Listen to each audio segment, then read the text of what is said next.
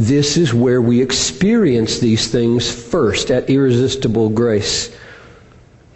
To see that grace is sovereign implies that depravity is total, that is, that we are totally unable to respond. That's what the implication is of saying that my resistance has to be overcome. Left to myself, I won't and I can't believe. That's the meaning of total depravity. We'll come back to that in just a minute.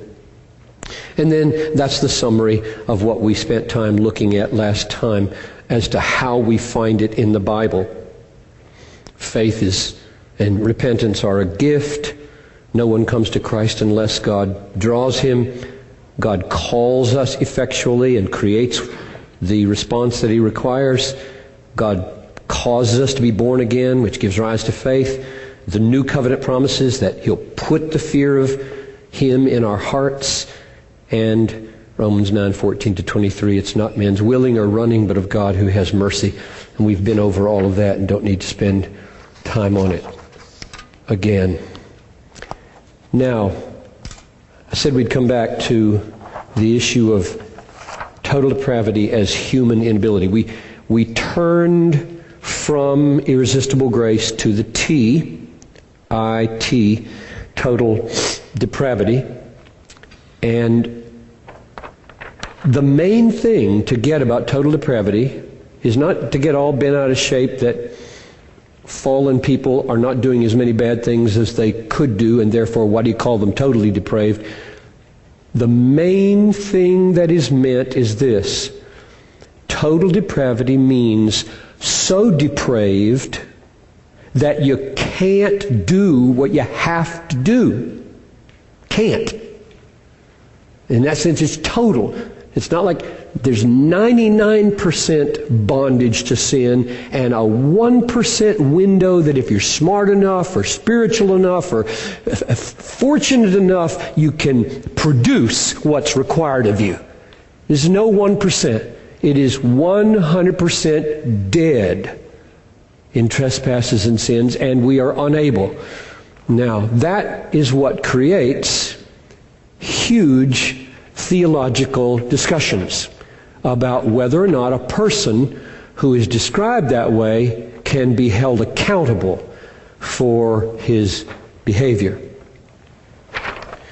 So I want to draw your attention to this, which I didn't last time. Jonathan Edwards' book, The Freedom of the Will, may be the most important book outside of the Bible written on the problem of the human will in relation to the sovereignty of God in salvation. So, if you are really intent on grappling at the most rigorous level with these things, that's where you have to go. Any other book, even Luther's Bondage of the Will, which is right up there in the top 3, won't take you where this book takes you in terms of remarkably hard thinking about the issue of the will. And here's the thesis of the book.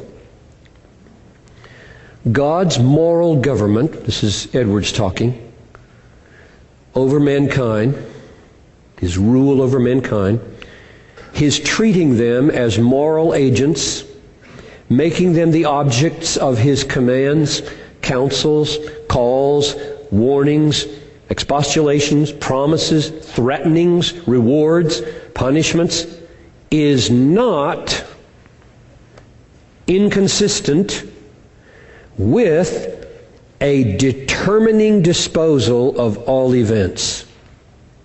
Total control of everything. Of every kind throughout the universe in his providence, either by positive agency or efficiency or permission. Designed permission or designed efficiency. So there's the thesis. Now, most people don't believe that. Most people think there is a profound inconsistency between God's total moral government over mankind and His commanding them and punishing them for not doing what they're supposed to do.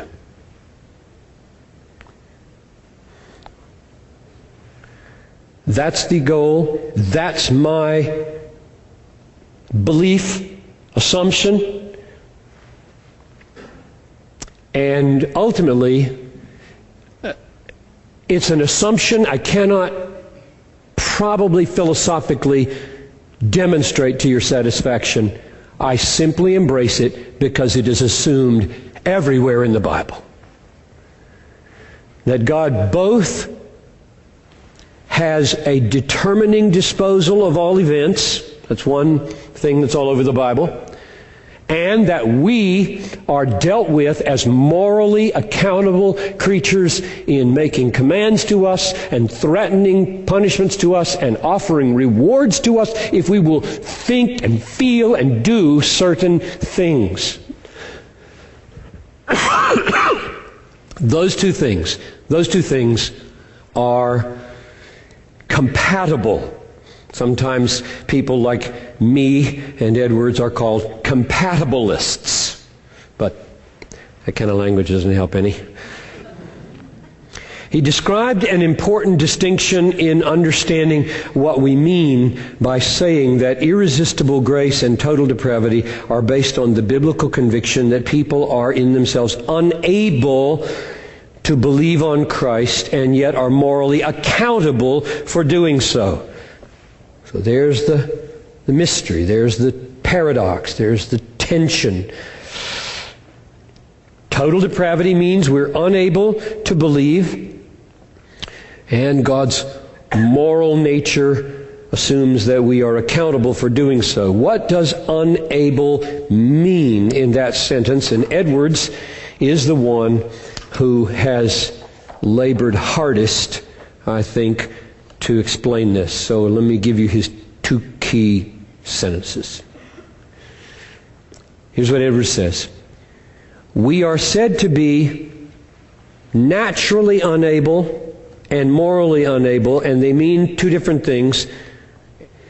So Edwards is going to present us a distinction here that I have found extremely helpful in at least articulating how it is that some kinds of inability excuse a person from doing what they're required to do, and other kinds of inability don't excuse a person for doing what they're required to do. And it's the kind that doesn't excuse you that we mean when we say a person is totally depraved and thus unable to do what's required of them. So here's the difference. One is natural, that one excuses you, and moral, that one doesn't excuse you. So here's what he means.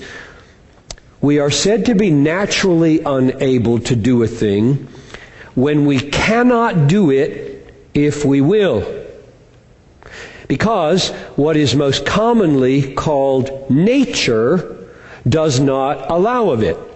Because of some impeding defect or obstacle that is extrinsic to the will, either the faculty of understanding, that would mean an imbecile or a tiny baby.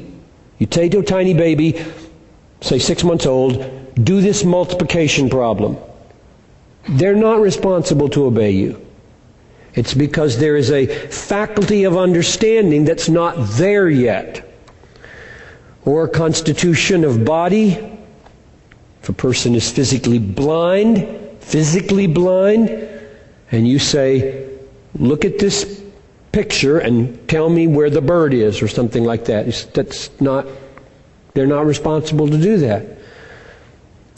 What about moral inability? What's that?